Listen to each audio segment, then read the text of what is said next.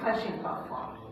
Toujours est-il que la lecture de ce livre est primordiale pour mieux approcher le personnage Wade, un personnage attachant malgré tout, et qu'on découvre dans son monde à lui, entouré de ses proches. Il est vrai que tout pouvoir fait naître une cour, et autour de Wade prolifère une nébuleuse de proches et de famille. Wade, par son charisme, a toujours marqué son ascendant sur les autres.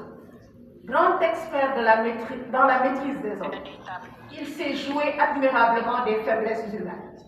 Et dans la société de cour qui s'agite autour de lui, il jauge, il récompense, il distribue des privilèges.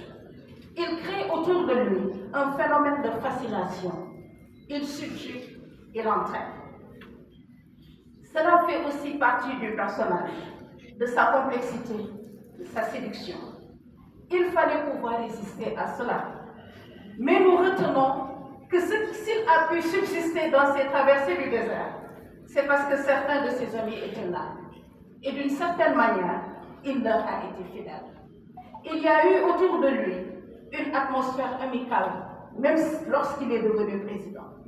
L'aspect, disons, clanique, entre guillemets, quasiment tribal, l'emportait parfois même donc, dans ses rapports avec les gens. Le pouvoir que jugent les Sénégalais en mars 2012 est incarné depuis si longtemps par l'homme de l'alternance que ce dernier ne pouvait éviter la sanction. Le choc du rêve, la perte des illusions, ont ajouté un peu de ténèbres à une fin de règne crépusculaire. Mais Wade aura rendu toute sa dignité à notre démocratie. Il a rendu à l'alternance, il a fait fonctionner dans tous les sens les institutions de ce pays. Il a rendu à l'alternance ce qui est nécessaire à la démocratie, je dirais, presque sa simplicité si l'on peut dire.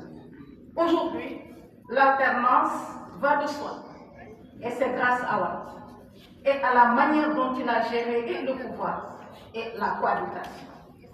C'est le prince de Machiavel, pourrions-nous dire, pour revenir à mon auteur.